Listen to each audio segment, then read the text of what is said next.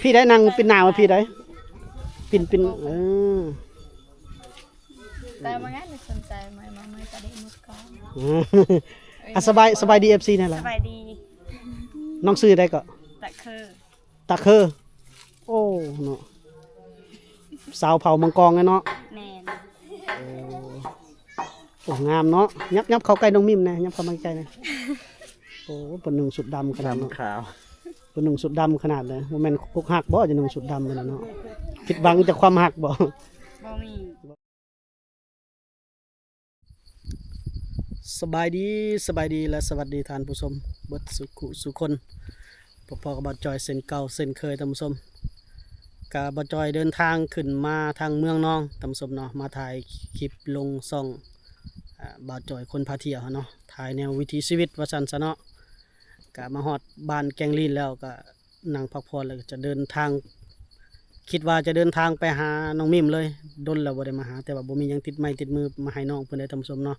เพราะว่าแผนการแรกมันเฮาบ่ได้ตั้งใจว่าสิมาหาน้องเพิ่นจากแกงลีนไปนี่ก็น่าจะไกลเติบได้อยู่ประมาณ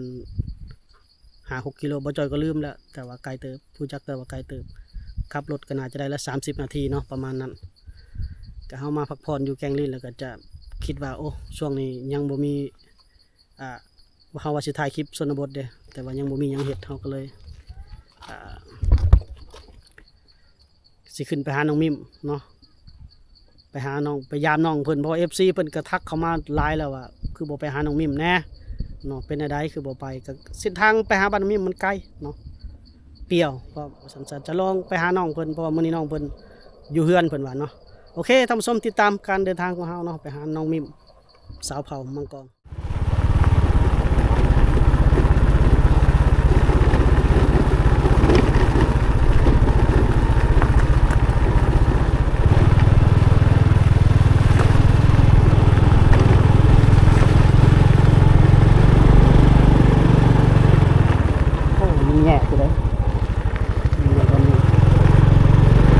ขัวนี่ไตได้แต่บ่ขัวนี่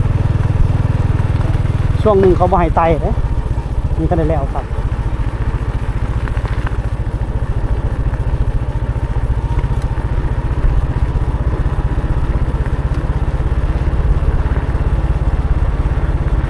ขัวความ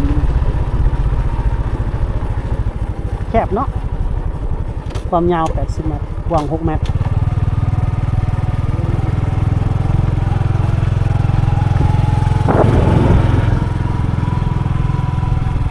ทางนั้นเป็นบ้านแกงลีดเมืองนองสิอยู่ได้ดนบ่เนาะคือว่าขาดไม่ได้นะมันแต่มันเชื่อมเมื่อไหร่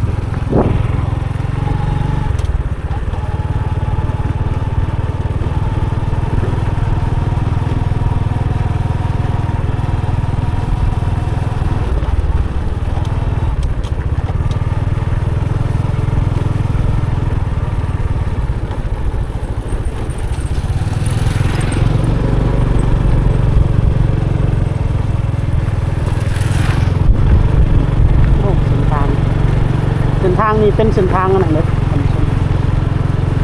เส้นทางคือคนเห็ดกังหันลมทางบ้านน้องมิมเขาเห็ดกังหันลมไม่ได้มาโดนเลยเส้นทางก็ยักงงๆเนาะ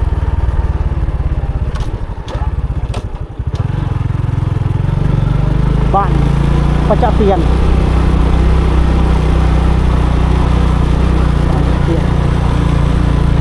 ทำดีคุ้ม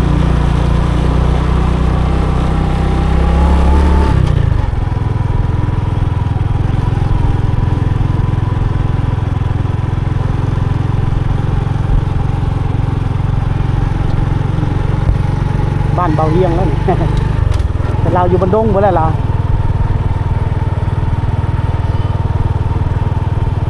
บรรยากาศชนบทครับขนาดนั้นภาวนาแต่ยายฝนตกเมื่อเท่านั้นแหละ ฝนตกแล้วมันงานงอกเลย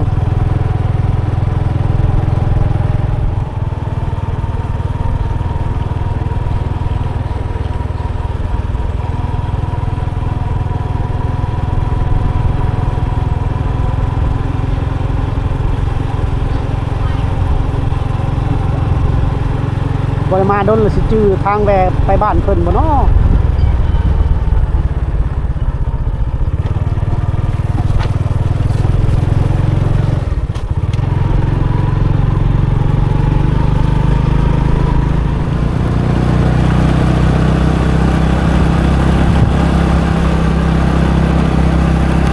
ตัวนี้ตอนมากับอันชาวไทยนี่มันเป็นสั้นเลยรถตู้รถน้อยๆไปบ่ได้รถเก๋งไปบ่ได้เดี๋ยวนี้เขาเก็บมาเนาะ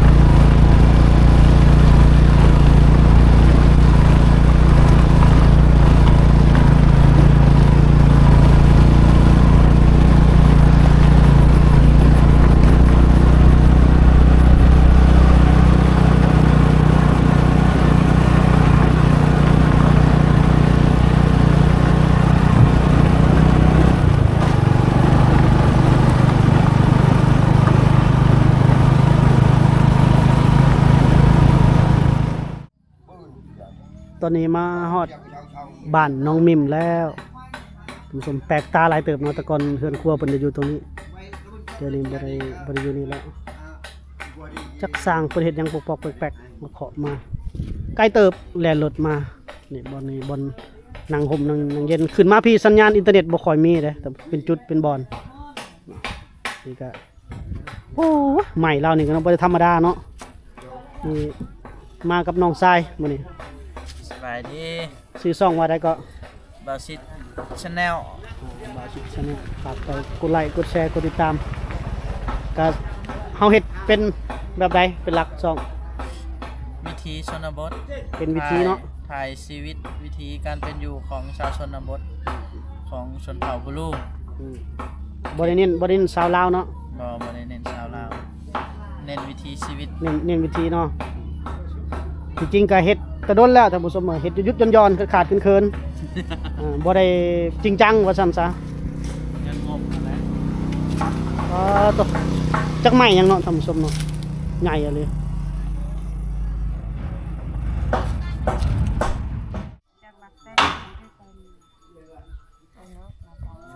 สบายดีน้องมิม สบายดี ป้าตัวบ่ได้เห็นดน ได้จักเดือนแล้วบ่ได้เห็นกัน จนละได้ ได้แล้ว2-3 เดือนเนาะ ได้แล้ว อีพีล่าสุดมันตอนใดจื้อได้บ่ อยู่ได้ตอนเดือน12ประมาณนี้เลย ช่วงหน้าหนาวเนาะ เมน โอ้ดีจนหน้าฝนป้าตัวจะได้มาหาน้องมิมมื้อนี้ก็โอ้มาแต่ตัวเปล่าไงก็บ่ได้ถือหยังมาเลย ไม่ได้ชื่อหยังมาก็ได้ น้องมิมก็ทักหาอยู่ว่าโอ้ไอ้จอยคือบ่มาหาน้องว่ะก็ค่าหันค่านี้ติดหันติดนี้ก็เลยบ่ได้มามื้อนี้มาฮอดมาถึงให้กับ FC เพิ่นก็ทักเด้เพิ่นว่าเป็นหยังบ่มาถ่ายน้องมิมแหน่มันไกลน้องมิมเนาะไกลอะเลย อยู่ไกลจากเมืองนอก ไกลเนาะไกลอะเลยแต่วันนี้มาฮอดแล้วมื้อนี้ช่วงนี้น้องมิมเป็นหยังช่วงนี้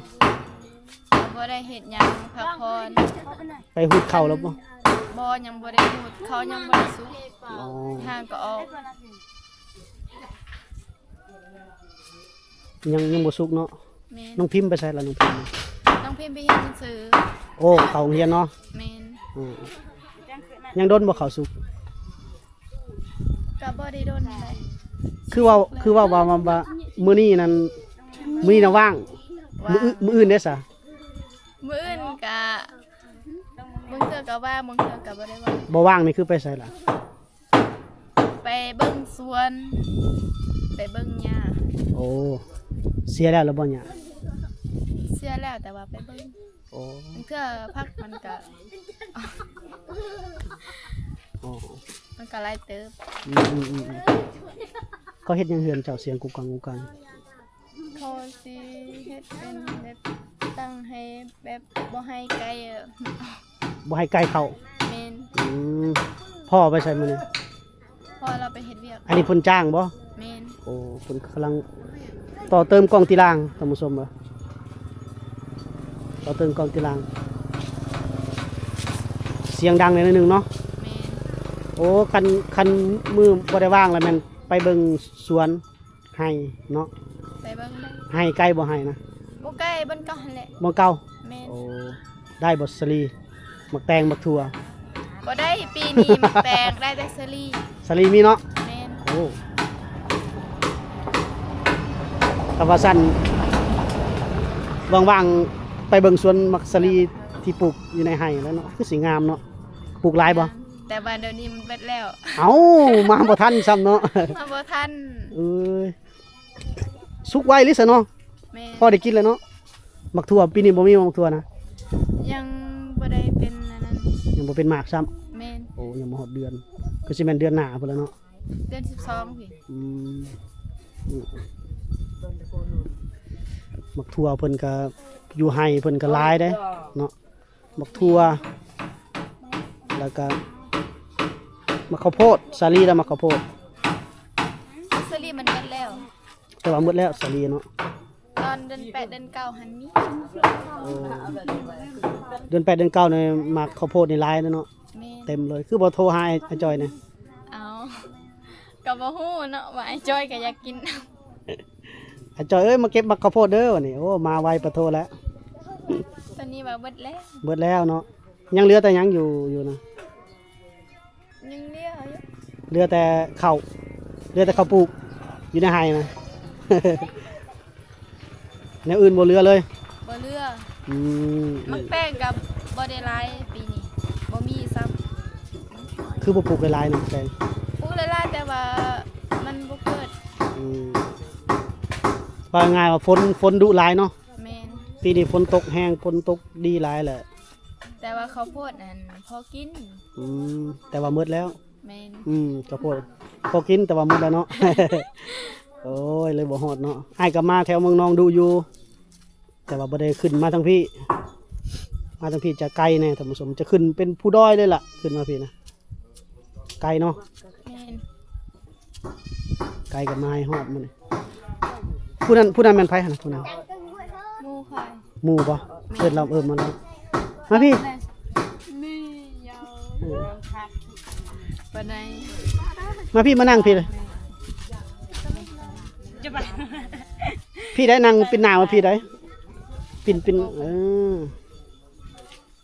ต่บางงานไม่สนใจไม่ก็ได้หมดก่อน อ่ะสบายดี FC นั่นแหละ สบายดี น้องซื้อได้ก็ แต่คือ ตะเคอโอ้เนาะสาวเผามังกรไงเนาะ แม่น โอ้งามเนาะยับเข้าใกล้น้องมิมนะยับเข้ามาใกล้นะโอ้เพิ่นนุ่งสุดดำขนาดเนาะ ขาว เพิ่นนุ่งสุดดำขนาดเลยบ่แม่นอกหักบ่จะนุ่งสุดดำขนาดเนาะผิดหวังจากความหักบ่ บ่มี บ่มีเนาะอยู่เฮือนหมดมื้อนี้ก็บ่ได้ไปไสจ้ะโอ้น้องตะเคอบ่โอ้ชื่ออยากเอิ้นยากเนาะ คนงามแต่ตั้งชื่อยาก สื่อบ่ขาวกับหน้าตาเนาะ บ่เป็นหยังตะเคอน้องตะเคอก็เอิ้นชื่อแบบว่าชื่อเป็นเผ่ามังกรเนาะคนชนเผ่าเด้อแถวนี้เป็นสาวมังกรเฮือนน้องตะเคออยู่ไสสะบัดนี้โอ้ว่าจะไหนไปลินอยู่เฮือนเพิ่นเนาะจะไหนจะไปยามเพิ่นอีกสองสาวเผ่ามังกรหมดได้เนาะทุกคนเนาะเฮ็ดให้บ่เฮือน โดย มื้อนี้บ่ได้ไปให้ ทำบ่ได้ไป พักผ่อนเนาะพากันนัดกันพักผ่อนหมดได้อ คันพักก็นำกันคันเฮ็ดก็นำกัน โอ้ในนั่นบ่อ๋อคือว่านั่นเอาแห้งกันบ่หรือว่าใด แม่น หรือว่าไปเป็นหมู่กัน บ่เอาแฮง อืม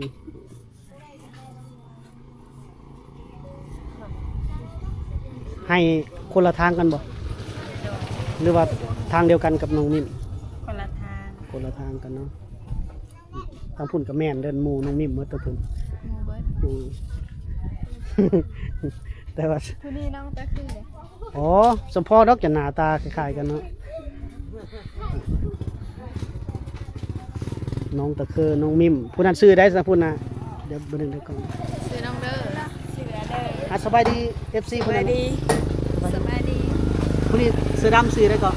เสือเด้อ อ่ะเด้อผู้นี้เด้อ เสือน้อง นบ อันน้อง อ่ะนบอยู่ทางหลังหมดเนาะสิเข้านํกันก็บ่มื้อนี้เราพากันพักเวียกพักสวนหมดเนาะ แม่ มื้ออื่นนี่มันบ่อยู่แล้วเนาะ หรือว่าเสียหญ้าให้แล้วหมดละ เสียยามมันต้น โอ้ไปเสียหญ้ามันต้นบ่ โดย น้องมิมเด้ คือกันหั่นแหละ คือกันเอาแฮงกัน แม่น ยังบ่พอขายบ่มันต้นนะมันต้นแตะปีกายนี่หรือมันต้นปลูกใหม่ หากระปุกไม้ ปลูกใหม่เนาะสิได้ขายเดือนใดล่ะบัดนี้ ประมาณเดือนหนึ่งพุ่นแหละ เดือนหนึ่งพุ่นเนาะ โดย โอ้โอ้ก็พุ่นแล้วพอดีปีหน้าแล้วเดี๋ยวก็ปี2026ต้นปี2026ก็ได้ขายน้องมิมเด้ คือกันหั่นแห ปี ละ กายนี่ปีกายนี่ขายหมดแล้วบ่ตัวปีกายนะ ยังบ่เบิด อานักพี่ ยังมีอยู่เนาะยังบ่ทันได้ลกก็มี แม่น คือบ่ขายซะตัวนี้ ยังบ่ได้ขาย ราคายังบ่ถึง คันแดดฮ้อน แดดออกก่อน คันแดดออกก่อนจึงขาย กับราคาถึกใจก่อนเนาะ บ่ โล ถูกใจหรือว่าถูกใจก็คือกันหั่นแหละขาย บ่แล้วมึงเจอราคามันสูงๆเลยเอาไว้มันสูงๆก่อน กันสูงก็ดี โลแบบว่าฮอดโล 2,000ถึงขายเลย บ่ฮอด 1,000ก็ขาย วันหนึงก็ขายพันหนึ่งเสียได้กำไรน้อย 2,000ได้กำไรงามขาดุด บ่ ขา ฮอด 2,000อยู่นี่ บ่ได้ดอกเนาะมันไกลเนาะมีร้านอยู่บ้านบ่หรือไปขายอยู่ลุมบ่ อยู่พุ่น ขายอยู่ลุม ขาย เนาะ อยู่แกงดิน โอ้ขายอยู่ตรงนี้ครับกับประมาณนึงแล้วระยะเส้นทางเนาะพบน้องเพิ่นก็ถามข่าวลืมถามว่าอยู่ดีมีแฮงบ่ ก็อยู่ดีมีแฮ อยู่ดีมีแฮงหมดซองเนาะ แม่ สบายดีคือเก่าเนาะพ่อแม่ก็สบายดีหมดเนาะ สบายดี น้องมิมก็สบายดีบ่ สบายดี คือทรงสีซึมๆอ่ะนะนอนดึกบ่เมื่อคืนเนาะบ่ สดใสอยู่เนาะ แม่ มื้อนี้เดี๋ยวสิพาท่านผู้ชมติดตามน้องเพิ่นหลาย EP ดอกท่านผู้ชมแต่ว่าเบิ่งฝนนี่แหละเนาะก็ฝนบ่ตกเฮาก็มีหลาย EP ให้ท่านผู้ชมได้เบิ่ง มีแต่มื้อนี้แหละฝนหยุดตก เนาะ เมื่อวานนี้ก็ตกฝน แม่นเพราะว่า FC เพิ่นอยากเบิ่งหลาย EP อยู่เฮาก็สิพยายามถ่ายทำให้ได้หลาย EP โอเคเนาะท่านผู้ชมเนาะก็ EP นี้ก็ดำเนินมาฮอดถ่ายคลิปเส้นเก่าเส้นเคยเนาะจะให้เบิ่งประมาณหนึงเนาะก็เป็นคลิปที่บ่ได้พบกับน้องมิมเพิ่นหลายเดือนเนาะตั้งแต่หน้าหนาวจนฮอดหน้าฝนก็ได้พบพ่อกับเพิ่นน้องมิมเพิ่นยังเป็นตาหักตาแพงคือเก่าเนาะน้องมิมสาวเผ่ามังกรท่านผู้ชมเนาะก็รอติดตาม EP หน้าอีกเด้อว่าเราจะมีกิจกรรมหยังกับน้องๆจะเป็นการถ่ายคร่าวๆเพราะว่าบ่จอยจะต้องเดินทางไปถ่ายคลิปอยู่ที่ชนบทต่อเนาะลงซ่องบ่าวจอยพาเที่ยวอีกซ่องหนึงเพราะว่าขึ้นมานี่ก็ถ่าย2รายการว่าซั่นซะเนาะเป็นหยังจะเฮ็ด2รายการเดียวไปบ่รอดก็พยายามหาเฮ็ดหลายวิธีเพื่อจะให้ความอยู่รอดเนาะคือมานี่ก็ต้องมีกินอยู่แล้วก็เสียน้ำหมอกน้ำมันมาเนาะนอกจากจะเฮ็ดรายการ YouTube 2รายการแล้วก็ยังมีอีกเพจที่กำลังปลุกปั้นอยู่ณตอนนี้เพจบ่าวจอยเซโปนเนาะจะมีวิถีชีวิตแล้วก็สาวๆปะปนกันไป ฝากเข้าไปกดติดตามเพจบ่าวจอยเด้อทุกคนเนาะบ่าวจอยเซโปนเนาะจะมีรูปนั่งอยู่แล้วก็ใส่หมวกอยู่เนาะท่านผู้ชมเนาะฝากกดติดตามแล้วก็ซอยกดไลค์กดแชร์ให้บ่าวจอยทั้งเพจแล้วก็ YouTube เนาะท่านผู้ชมเนาะโอเคอีพีนี้เขาจะไว้สำหรับก่อนติดตามอีพีหน้าสวัสดีพี่นี้สบายดี